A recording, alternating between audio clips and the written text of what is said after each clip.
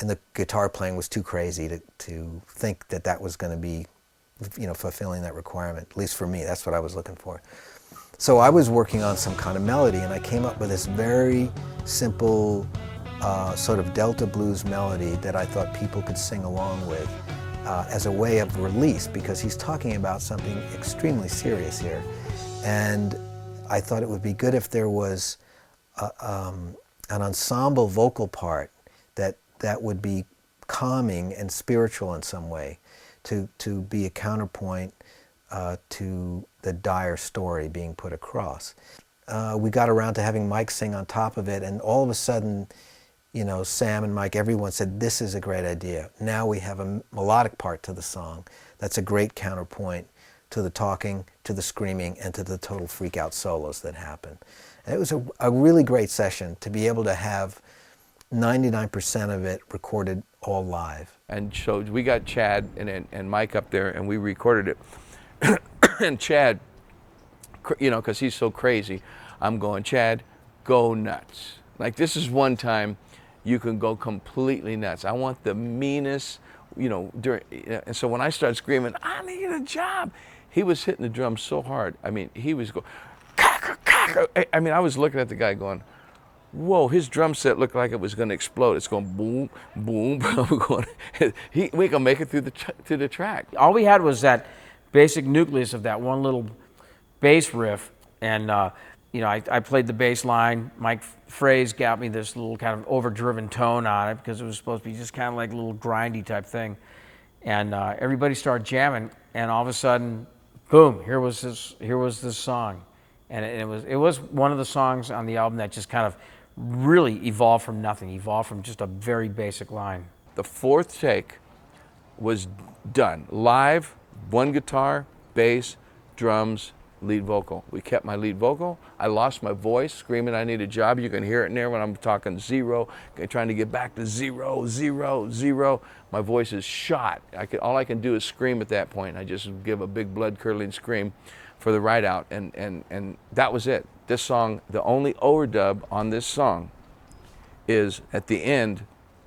We ended it, and I said we should come back in and just play a halftime crazy freeform beat of some kind. And the way Sammy was explaining this, everyone's kind of going, we all had question marks on our heads, where he's going, like kind of a quasi-beat type of thing, a beat but not a beat. And so we're like, oh, okay. And so, Joe and I, we turn to Chad and go, okay, Chad, come on, this is you, baby.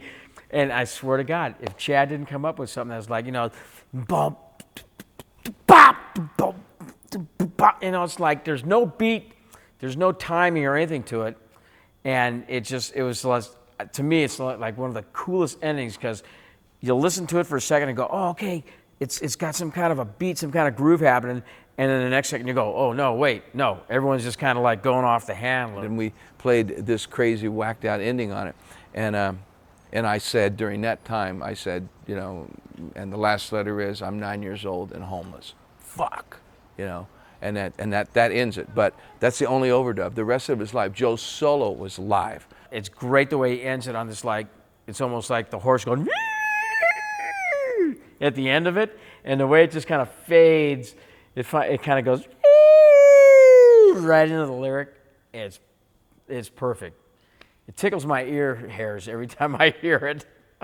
Stuff that happens only once in a million tries. That's really what it is, The crazy harmonics and dealing with that Proctavia pedal, you never know what you're going to get. And you can hit the strings in total silence because it just stops working, or it gives you the scream of a lifetime that you'll be chasing. I know I'll be chasing that scream every night that I play. I'll probably never get it as good. It was just unbelievable sounding.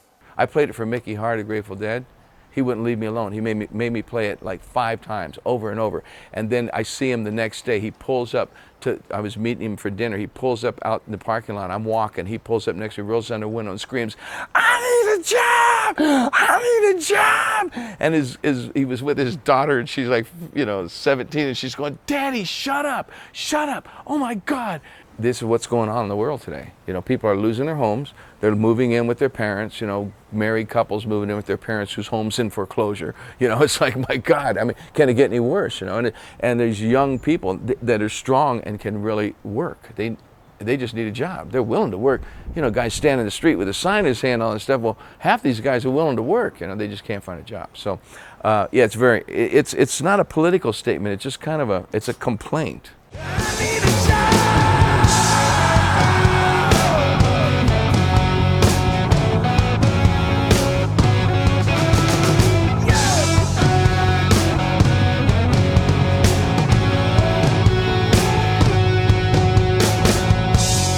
Returned from Afghanistan, spent 4 years in the military service. I'm 24 strong and I can't find work in my hometown. Married with one beautiful son, 7 months old today. Never had a chance to buy a home, can't afford the apartment we've been living in. Moving in with Debbie's parents whose home is now in foreclosure. Can you help?